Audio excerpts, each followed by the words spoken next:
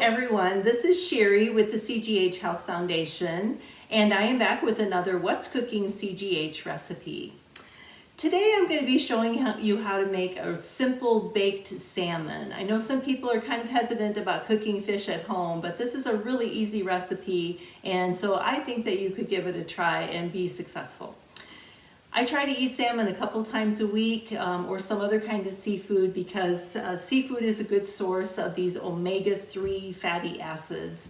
And omega-3 fats are good for our heart. They may help to lower your triglycerides. They're also good for your brain. So it's important that we try to get a couple of servings of seafood every week so we can get those omega-3 fats. So my salmon recipe starts off with about a 1 pound salmon fillet. So there it is. And I have my oven preheating to 400 degrees, and I have also lined a baking sheet with some nonstick foil. You can use parchment paper. I like to use the nonstick foil. It makes it really easy to clean up afterwards. And when the fish comes out of the oven, I like to wrap it and let it sit a little bit so it's already on the foil. I just tuck the foil around it. You'll see when we get to the end. So the first thing I'm going to do with my fish is I want it to be, the surface to be kind of dry. That'll help the seasonings to stick. So I'm going to put it on some paper towels and just give it a pat with the paper towels to get some of that surface moisture off of it. Okay. And then the other thing is, I don't know if you could, you'll see this, I'm sure you will. My salmon is thicker at one end than it is in the other. And so I'm going to take that thin end, and when I put it down on the foil, I'm going to kind of fold that under. And so that way my fillet is about the same thickness all throughout. And so it's going to cook a little more evenly because of that.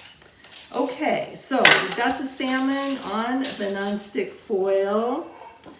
And my seasoning is really simple, and in fact I call this my house seasoning, and I stole it from one of those television chefs. And it is 4 parts salt, 2 parts ground black pepper, 1 part garlic powder, and 1 part onion powder. I usually make this in bulk, so that would be 4 tablespoons of salt, 2 tablespoons of ground black pepper, 1 tablespoon of onion powder, and 1 tablespoon of garlic powder. And so I mix up a bunch of it and just keep it in a shaker jar. And so that's the only seasoning I'm going to be using for the fish. And so I'm just going to give it a sprinkle to cover that whole surface. And that's it, okay? The fish is going to go in the oven for about 15 minutes. And in my opinion, a lot of places overcook their salmon.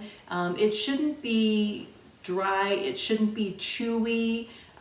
Maybe you like it that way, and then you can cook it for a little bit longer. You want the internal temperature to get up to about 130, 135, and then you're going to wrap it and let it sit, and it'll raise up over that 140. That's the recommended.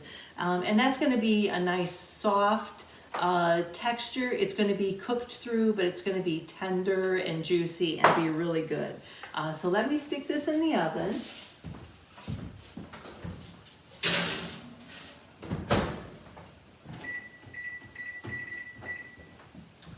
And I do have a piece of salmon that I cooked earlier, and as you can see, I've got it on my plate here.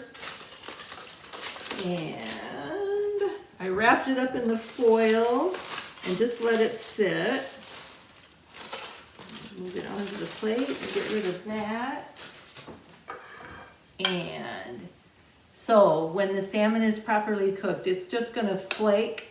You can see that off. And you can see it's cooked through. It's opaque, but it's still really tender and really juicy. And let me give this a little bit of a taste. That is so good. I'm going to enjoy this for supper and maybe for lunch tomorrow also. So give this recipe a try. Very easy, good for you, and let me know what you think. You can find all of our recipes here on our YouTube channel or at the CGH website under What's Cooking CGH, or at my blog, What's Cooking CGH.